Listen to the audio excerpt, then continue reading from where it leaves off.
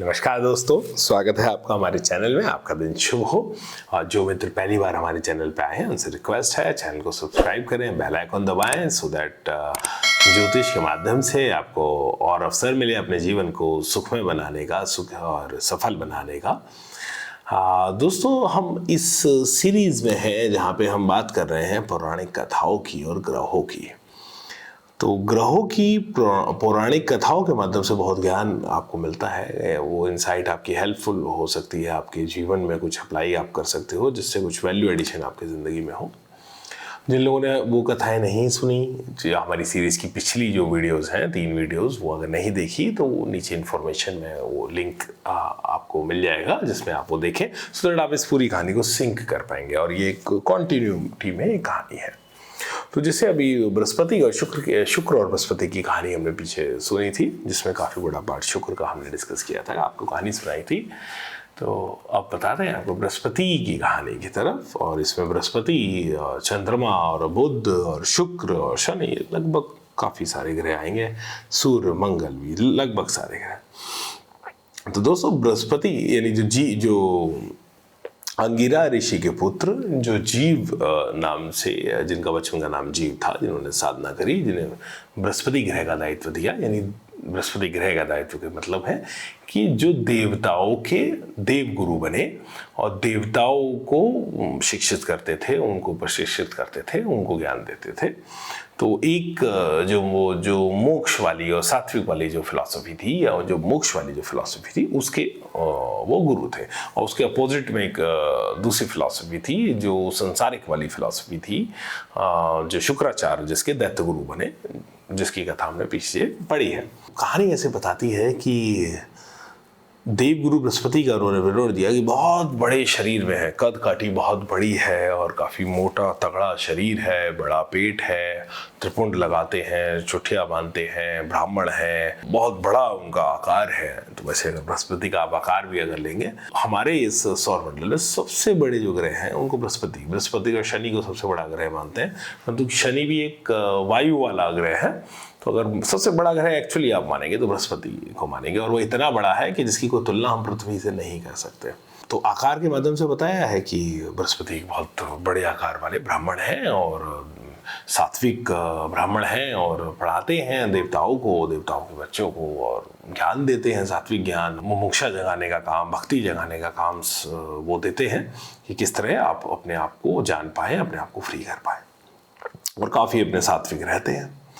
तो इसका उनकी एक 3 पत्नियां हैं, उसमें एक पत्नी है जिनका नाम है तारा। कथा में कहते हैं कि चंद्रमा देवता एक दिन आते हैं बृहस्पति देव के पास, कुछ पूछने, कुछ बात करने आते हैं। चंद्रमा देवता की जो विवरण दिया गया है कि बहुत सुंदर हैं, पतले हैं, छरेरा शरीर है, बहुत सुंदर हैं, और सफ़ेद वस्त्र पहनते हैं, और बहुत अच्छे आभूषण पहनते हैं, सफ़ेद आभूषण पहनते हैं, और चमकने वाली त्वचा है उनकी, और सारी कलाओं से युक्त हैं, और बहुत हंसने वाले, बोलने वाले और कलाओं को जानने वाले ये चंद्रमा देव हैं, बड़े चंचल हैं। तो ये आते हैं और इनकी दृष्टि पड़ती है तारा देवी पे। जब बृहस्पति के आश्रम में आते हैं तो तारा देवी पे इनकी दृष्टि पड़ती है, और ये तारा देवी को मनी मन चाहने लगते हैं। ये कहते हैं बड़ी सुंदर स्त्री है, और ये कहाँ बृहस्पति देव से, इन पंडित जी से, यानी बृहस्पति देव के साथ कहाँ ये बंधी हुई हैं। तो वो आते हैं और उनको लोक लुभावन अलग अलग कलाओं से उनको मनाने का प्रयास करते हैं। और यहाँ पे कुछ कथाओं में भिन्नता है। कुछ कथाएं कहती हैं कि एक दिन वो बृहस्पति देव का रूप धर के आते हैं और उनको वहाँ से ले जाते हैं बृहस्पति लोक से, और काफ़ी मनमौजी हैं। और दूसरी कुछ कथाएं ये कहती हैं कि भाई वो अपने मन की, उन पर सारी कलाएँ थीं, वो अपना उनको प्रभावित कर देते हैं तारा देवी को अपने उस सुंदर रूप से, उस मनमौजी रूप से, और शादीशुदा स्त्री होने के बावजूद वो तारा देवी को भगा के ले जाते हैं।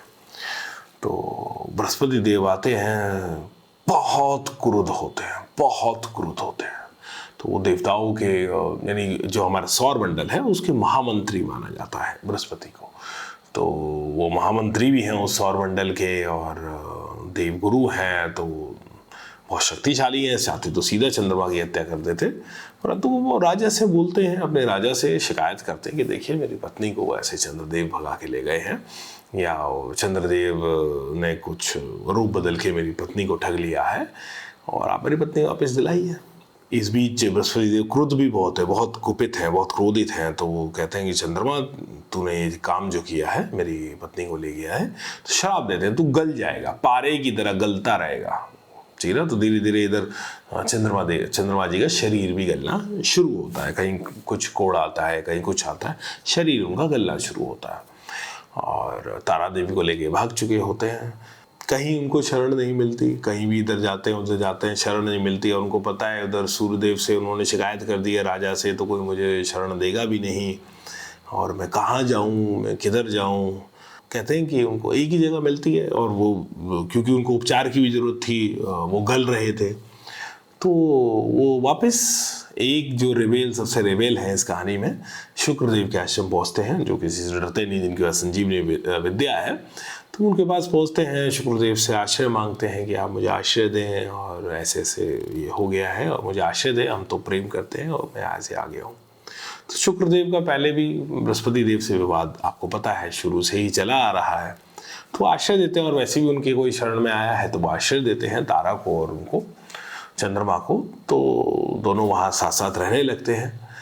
इस बीच बहुत परेशान है जो चंद्रमा जो है उसे एक तो अपने शरीर की वजह से बहुत परेशानी होने लगती है, दूसरा उसको आत्मग्लानि भी होने लगती है।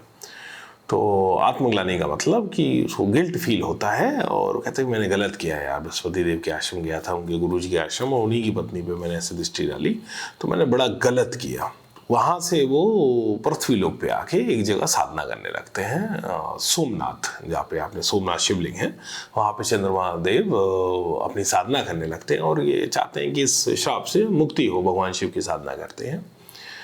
तो भगवान शिव प्रकट होते हैं, कहते भाई किया तो तूने गलत है, तुझे आत्मग्लानि हो रही है, तो मैं एक काम कर सकता हूँ, तुझे अपने मस्तक पे बिठा लेता हूँ और मैं तुझे आशीर्वाद दे देता हूँ कि तू गलेगा लेकिन तू पूरा भी हो जाएगा, तू गलेगा लेकिन तू पूरा भी हो जाएगा, और संजीवनी विद्या का भी तेरे पे प्रयोग हुआ है, तो तू मरेगा तो है नहीं, तो तू, और मैं तुझे आशीर्वाद देता हूँ तू पूरा भी हो जाएगा। तो आप देखें तो 15 साइकिल्स, वो अगर अमावस्या से पूर्णिमा तक, पूर्णिमा से अमावस्या तक आप साइकिल देखेंगे, तो पूर्णिमा के बाद धीरे धीरे घटना शुरू होते हैं। कथा के हिसाब से अगर आप देखेंगे धीरे धीरे चंद्रमा घटना शुरू होते हैं, अमावस्या को बिल्कुल नहीं दिखते हैं, लेकिन फिर अगले दिन से धीरे धीरे उभरना शुरू होते हैं, पूर्णिमा के दिन अपने पूरे तेज में होते हैं।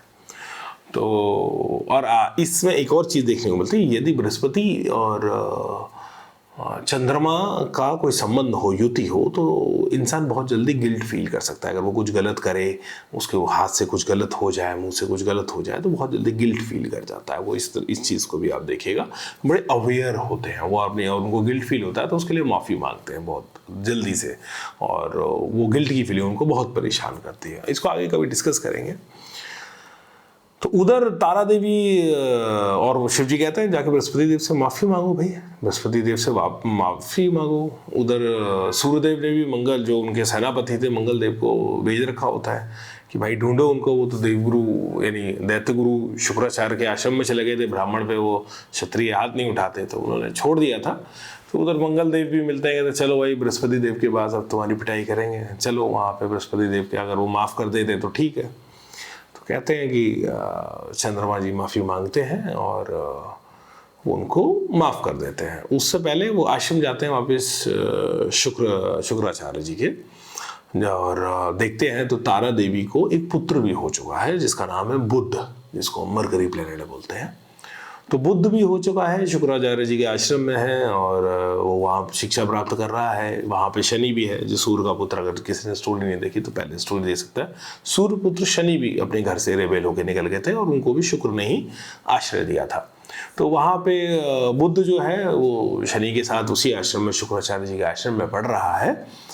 और वो तारा देवी से कहते हैं, तारा देवी देखो मेरे को तो आत्मग्लानि हुई, भगवान शिव ने मुझे कहा है कि भैया माफ़ी मांगो, विषय को निपटाओ। उधर बाहर जाता हूँ, मंगल देव पीछे पड़े हुए हैं सेनापति, तो वो भी पीटते हैं, अब चलो यहाँ से। तो अपने पुत्र को और पत्नी को लेके वो बृहस्पति देव के आश्रम जाते हैं और वहाँ माफ़ी मांगते हैं।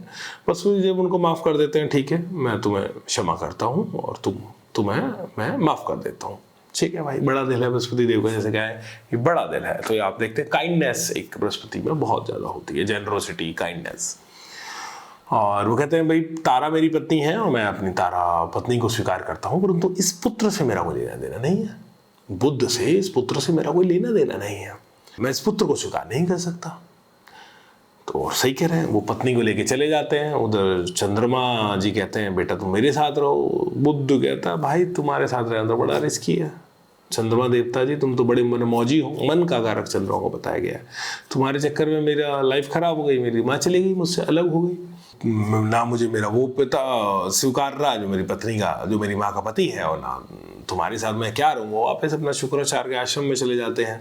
उनको पता है कि भाई अब जीवन में कुछ पढ़ लिख जाएंगे तो हो जाएगा। माँ अलग चली गई है, पिता अपने मार्ग पे अलग चला गया है, पढ़ लिख जाएंगे तो कुछ भला हो जाएगा। तो बुद्धि जो है, आप देखिए बुद्ध और चंद्रमा को आपस में शत्रु माना जाता है। तो बुद्ध बहुत नाराज है चंद्रमा से कि तुम्हारे चक्कर में मेरा चाइल्डहुड भी स्पॉइल हुआ, मुझे तुम आश्रम में छोड़ के वहाँ तपस्या करने चले गए थे, तुम्हें गिल्ट हो गया था, पीछे से मैं अकेला बिना बाप के पला बड़ा, और यहाँ मैं अपनी, अब मैं थोड़ा सा और बड़ा हुआ तो मेरी माँ यहाँ से चली गई, तुमने जाके माफ़ी वहाँ बृहस्पति देव के यहाँ मेरी माता को भी दिया है, तो मैं अकेला हूँ। बुद्धि और मन का वैसे भी कोई मेल नहीं है। अगर आप देखें, आप अपने मन को फॉलो करेंगे तो बुद्धि कई बार कहेगी ये सही नहीं है, गलत नहीं है, मन कहता है अरे नहीं मुझे तो करना है। और कई बार बहुत ज़्यादा बुद्धि को करेगी तो मन नहीं करेगा कि ठीक है करने के लिए तो ठीक है, लेकिन मेरा मन नहीं कर रहा। तो मन और बुद्धि अलग अलग है। जिसने समन्वय बिठा लिया इंटेलेक्ट का और अपने डिज़ायर का, या अपने मन का और बुद्धि का, ये हिंदी में शब्द बेहतर है, अपने मन और बुद्धि का जिसने समन्वय बिठा लिया, उसका तो जीवन ऐसे ही पार हो जाता है। जो चंद्रमा है वो निकल गए हैं, अपना काम कर रहे हैं। उधर बृहस्पति देव अपना तारा के साथ रहना शुरू कर देते हैं वापस, अन्य पत्नियों के साथ, बच्चों के साथ। और मंगल देव का भी कार्य पूरा हो जाता है कि वो चंद्रमा को लाके उन्होंने दे दिया। सूर्य ने कहा था कि भाई ढूंढो सेनापति जी, ढूंढो चंद्रमा कहाँ है, इनकी पत्नी को कहाँ लेके गया है। तो उनका भी कार्य पूरा हो गया। और इधर बुद्ध वापस शुक्र के आश्रम में चले गए हैं, जहाँ पे बुद्ध, शुक्र और शनि ये तीनों साथ हैं।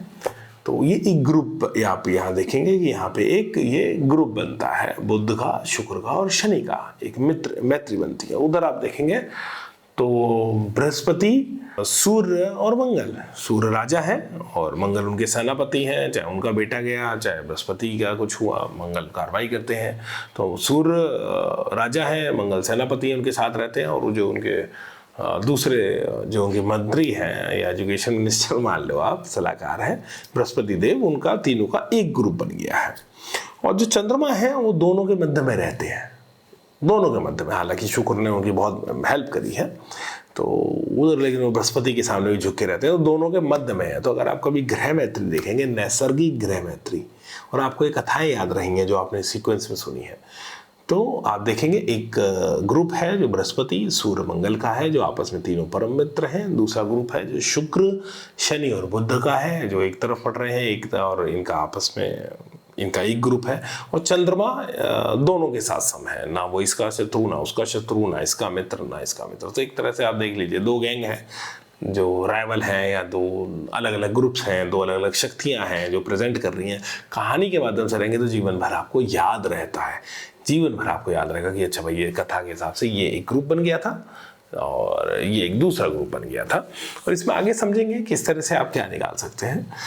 और दशाएं दूसरी आती है तो जीवन में कुछ ना कुछ समस्या आती है, या उतना सिंक नहीं होती वो एनर्जी, या आपकी लगन के स्वामी जो आपके मित्र ग्रह हैं वो कुंडली में कमज़ोर हो गए हैं, और जो दूसरे शत्रु ग्रह हैं वो अगर मजबूत हो गए हैं तो कहीं ना कहीं संकट ज़्यादा आता है, या आप अपनी प्रतिभा का पूरा इस्तेमाल नहीं कर पाते। तो बहुत सारे टूल्स हमारे ऋषियों ने, मनीषियों ने बताए हैं किस तरह से उस ऊर्जा को चैनलाइज कर सकते हैं, जिसको भी फ्रेंडशिप और एनिमी अगर आपको समझ में आएगा, जिसके लगन की, इसको आगे अगर कभी से सपोज कीजिए आपके लगन कोई कुंभ लगन है, कन्या लगन है, या तुला वृषभ लगन है, यानी आपके लगन का स्वामी, चंद्रमा का स्वामी यदि ये वाला ग्रुप है, शुक्र, शनि और बुध, और इन्हीं की दशाएं आती हैं, एक कुंडली मौजूद बैठे, जीवन काफ़ी सहज जाता है।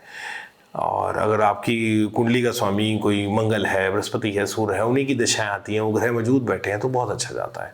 तो यदि उल्टा हो जाता है, लगन का स्वामी दूसरे वाला ग्रुप है और दशाएं दूसरी आ गई हैं। लेकिन यही है मज़ा कथाओं का। आगे कथाओं के माध्यम से किस तरह से आसानी से हमारे पूर्वजों ने, ऋषियों ने हमें समझा दिया कि भाई ये ग्रह इस तरह काम करता है, ये शक्ति इस तरह काम करती है, ऊर्जा इस तरह काम करती है। सो कहानी को कहानी की तरह लें और कहानी के ज्ञान को सजो के रखें, ये आपके जीवन में बहुत कुछ जोड़ सकती हैं। और आगे भी ये पौराणिक कथाएं हम लेके आते रहेंगे, ये सीरीज अभी चल रही है, अभी कंटिन्यू रहेगी। सो जुड़े रहें हमारे साथ, शेयर करें इस वीडियो को अपने दोस्तों के साथ, परिवारजनों के साथ, और लाइक सब्सक्राइब करें हमारे चैनल को। धन्यवाद दोस्तों, आपका दिन शुभ हो।